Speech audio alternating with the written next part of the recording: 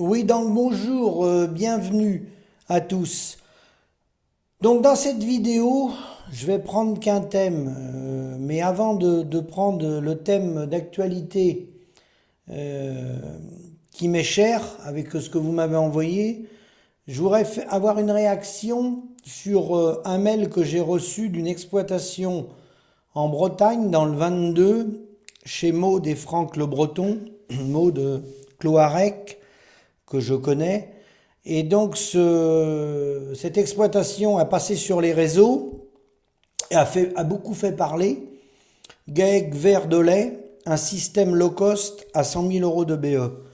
Donc c'est une exploitation avec un modèle herbe, un GAEC, une exploitation en agriculture biologique qui livre chez Biolay avec 42 vaches en monotraite, 160 000 litres de lait produits par an sur 270 jours, 4 000 litres par vache, 45 et 36 les taux, 2,5 UTH.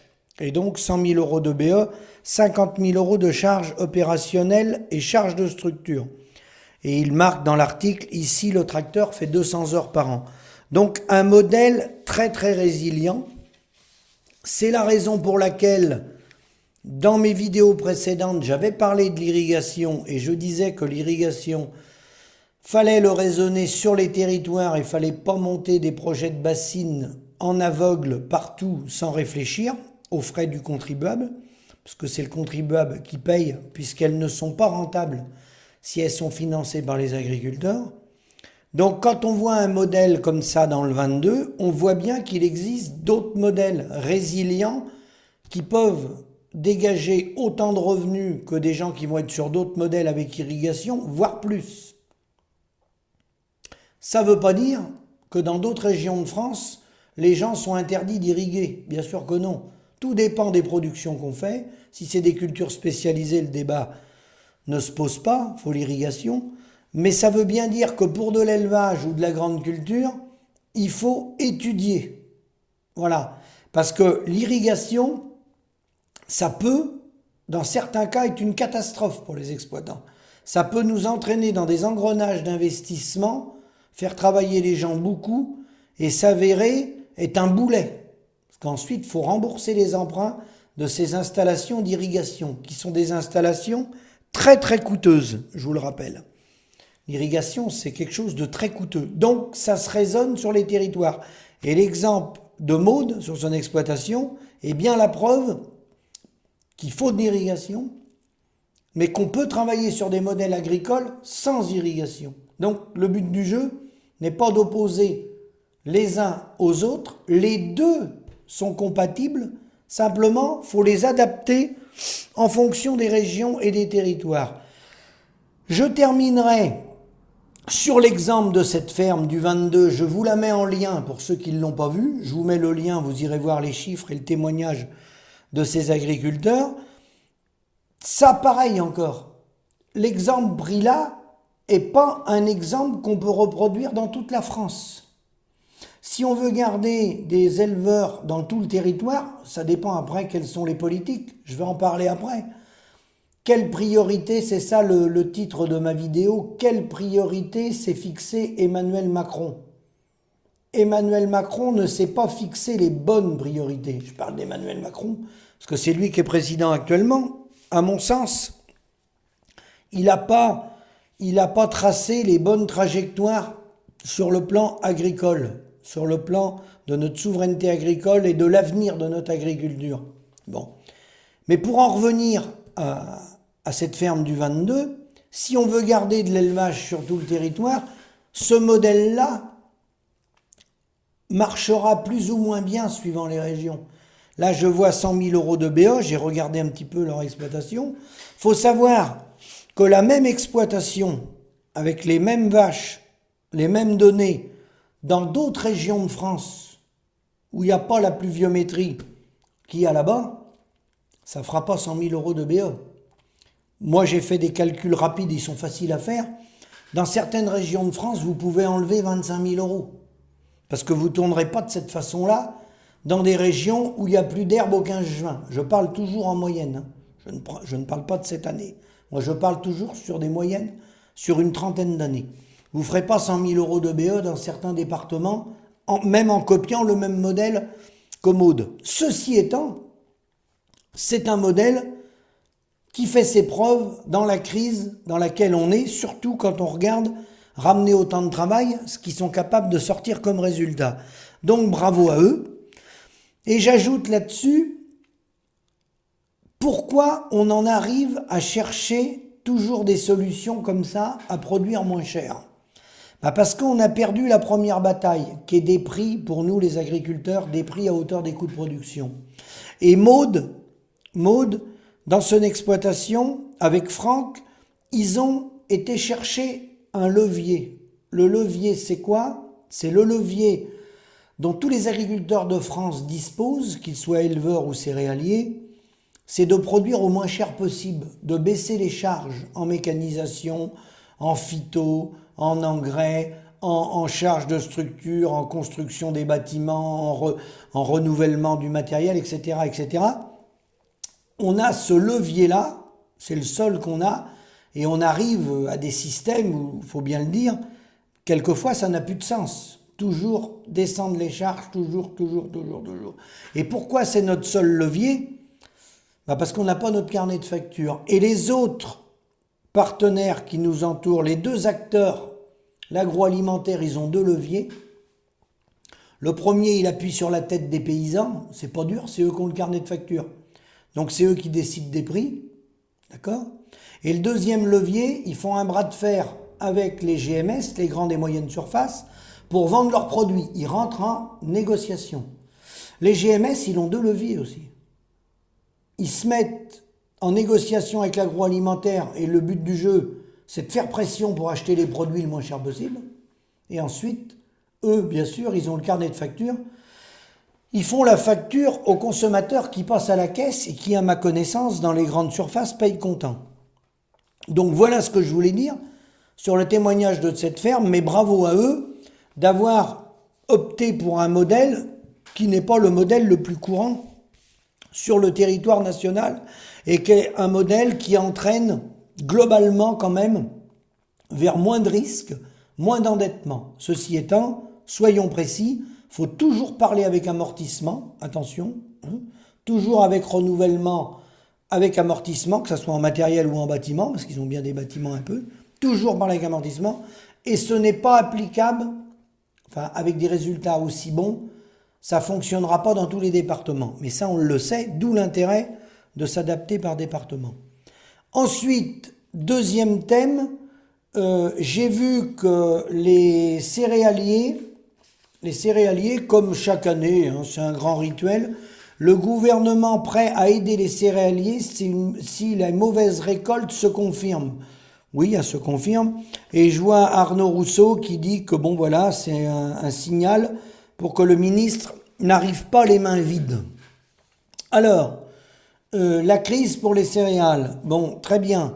Moi tout ça, ça me surprend un peu parce que il y a quelque temps, ces mêmes acteurs du syndicat FNSEA disaient que les agriculteurs, depuis quelques années, avaient fait des très bonnes années et qu'il y avait des bénéfices agricoles dans toutes les exploitations, que ça fonctionnait partout. On incitait les gens à réinvestir dans du matériel. Les gens ont réinvesti d'ailleurs, beaucoup dans du matériel depuis quelques années. Il y a du bénéfice, il n'y a pas de souci. Et 3-4 mois ou 6 mois après, on nous dit c'est la catastrophe, il faut des aides. Il faudrait être cohérent. Si on fait des bonnes années pendant 2-3 ans, normalement, si le système, s'ils ont dit la vérité, normalement l'argent elle est dans les poches. Donc la vérité, c'est que les années précédentes, ce n'était pas un revenu réel, c'était un bénéfice d'entreprise. Le bénéfice d'entreprise, il sert à faire tourner les boutiques autour de vous, les gars. À payer des impôts et de la MSA, je vous l'ai déjà dit. Et après, il ne vous reste pas de trésorerie. Ça, simplement, peu de gens l'ont compris. Et peu de gens sont au courant qu'il y a moyen de faire autrement. Voilà. Mais peu de gens sont au courant de ça. Parce que ça, c'est un gros mot. Il ne faut pas le dire à la télé, il y a trop de monde qui écoute, a dit Coluche. Donc, aider les céréaliers, moi, ça me soulève une question tout de suite. L'agriculture est en crise. Pourquoi ne pas aider les producteurs de lapins? Les producteurs de poulet, les producteurs de lait. Moi, je pense aux producteurs de viande bovine. Tiens, par exemple, les vaches allaitantes, les jeunes bovins, les producteurs de jeunes bovins, beaucoup ont mis la clé sous la porte. On ne peut pas les aider, eux? Pourquoi on ne les aide pas? Soit on modifie le modèle agricole et on aide tout le monde, soit on n'aide personne. Mais aller comme ça, balancer des aides au coup par coup à des filières, c'est uniquement dans un but stratégique bien précis, c'est de diviser les gens, de monter les gens les uns contre les autres. Parce que le problème de fond agricole, c'est pas comme ça qu'on va le régler, en envoyant des aides. Surtout pas comme ça qu'on va le régler. Et c'est ça que je reproche justement à Emmanuel Macron, ses ministres et son gouvernement, c'est que depuis l'article 3, la loi de août 2004, la loi 2004-811, la loi de modernisation de la sécurité civile, en lien direct avec le ministère de l'Intérieur, il devait sécuriser les populations et prévoir, en cas de conflit majeur, en cas de cyberattaque, prévoir une résilience sur les territoires avec les plans communaux de sauvegarde pour que les locaux puissent fournir l'alimentation. Donc revenir plus sur du local, sortir de ce commerce international avec des produits venant de l'autre bout de la planète. Donc cette loi 2004-811 va vraiment à 200% dans le sens qu'on pouvait espérer. Donc 2004, on est en 2024, il n'y a rien. Il n'y a rien de mis en place concrètement. Pourquoi il n'y a rien de mis en place? Parce que déjà, il faudrait savoir où on en est. Est-ce que les maires ont mis en place les plans communaux de sauvegarde? Normalement, tout devait être mis en place. Est-ce qu'ils sont prêts? À ma connaissance, non. Ensuite, pourquoi ça n'avance pas? Parce que revenir sur du local pour faire vivre les agriculteurs sur les territoires avec la reconnaissance du coût de production, sans passer par les multinationales de l'agroalimentaire, en essayant de les contourner au maximum, on se heurte à un problème majeur. C'est le préfet qui est le maître d'œuvre dans les départements. Le préfet remonte les informations du terrain au ministère de l'Intérieur, à M. Darmanin, mais M. Macron est ami avec Xavier Niel, InVivo et la FNSEA. Vous pensez bien que InVivo, Xavier Niel, tous ces gens-là, Mathieu Pigasse et la FNSEA, ils n'ont aucun intérêt à se tirer une balle dans le pied sur les multinationales qu'ils ont. Ils n'ont aucun intérêt à développer l'agriculture en local pour que les Français et les Françaises, ils aillent acheter les légumes au plus proche de chez eux. D'ailleurs, projet qui coche toutes les cases. Environnemental, écologique, là on coche toutes les cases. En revenant sur du local. Ils n'ont aucun intérêt. Ils n'ont aucun intérêt. Par contre, il y a une faute grave quand même de toute une partie des élus qui vont pas vouloir, parce que certains vont jouer le jeu, mais ça va être une minorité pour l'instant. C'est que en cas de crise grave, de coupure généralisée d'Internet ou autre, des conflits majeurs, c'est pas Xavier Niel et InVivo qui vont approvisionner les 36 000 communes de France. Le risque majeur, on l'a. On a tout concentré sur des grandes plateformes multinationales. Si demain il y a un problème, ils ne sont pas capables de répondre. Tous les réseaux seront bloqués. Vous bloquez les plateformes par des pannes ou des incidents, des attaques chimiques, etc. Tout peut arriver. L'approvisionnement, il s'arrête. Plus d'électricité, plus rien. Alors que le plan communal de sauvegarde tel qu'il a été pensé par des personnes, c'est très intelligent. Ça consiste à garder des petites exploitations au maximum. Après, en mettre autour des grandes villes, bien entendu. Et bien là, même si vous avez plus d'électricité ou il n'y a plus d'informatique, vous allez aller chercher les légumes à 10-15 km de chez vous, ou 20 km, ou 3 km de chez vous. Mais sinon, avec Xavier Niel et InVivo, vous n'allez rien aller chercher du tout. Parce que le stock pour nourrir la population, vous savez où il est? Il est dans les camions frigo. Il n'y a aucune réserve, c'est à flux tendu. Il y a 72 heures, maximum, et pas dans toutes les grandes villes. C'est à flux tendu. Et bien sûr, ça vient de tous les pays de l'Europe et même du monde entier, l'alimentation. l'alimentation. Voilà la réalité. Donc Emmanuel Macron ne s'est pas fixé les priorités qu'il aurait dû se fixer. S'il veut protéger la population française et arrêter le massacre des agriculteurs, il faut commencer par appliquer les lois. Elle était là avant lui, loi 2004-811, mais il ne l'a pas appliquée, il ne l'a pas fait appliquer.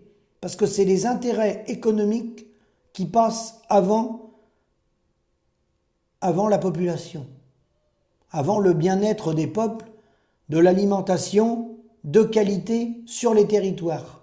Voilà. Et ça va de pair avec l'entretien de l'environnement et la rémunération des paysans, parce que dans le cadre de ces modèles-là, il est bien évident que derrière, il faut gérer les volumes et reprendre la facture. Les agriculteurs n'auront pas de rémunération tant que la facture sera à l'agroalimentaire et à l'agro-industrie. Vous avez la preuve, regardez les céréaliers. Si on fait une moyenne sur 40 ans ou 50 ans, ce n'est pas les céréaliers en terre céréalière, je précise. Ce n'est pas les céréaliers qui sont les agriculteurs qui ont les revenus les plus bas depuis 50 ans. Ce n'est pas les céréaliers. Et vous voyez, même aujourd'hui, ils crient au loup. Donc, vous voyez bien que le modèle économique ne fonctionne pas. Qu'est-ce que vont dire les producteurs de viande bovine si les céréaliers demandent de l'argent? Qu'est-ce que vont dire les producteurs de lapins? Allez voir les comptabilités des producteurs de lapins. D'accord? Ou une moyenne même sur les producteurs de porc. Il faut faire des moyennes, toujours des moyennes. Les gens arrêtent l'élevage. D'accord? Donc, sortons de ce modèle qui détruit la paysannerie française et européenne. Je vous remercie, à bientôt.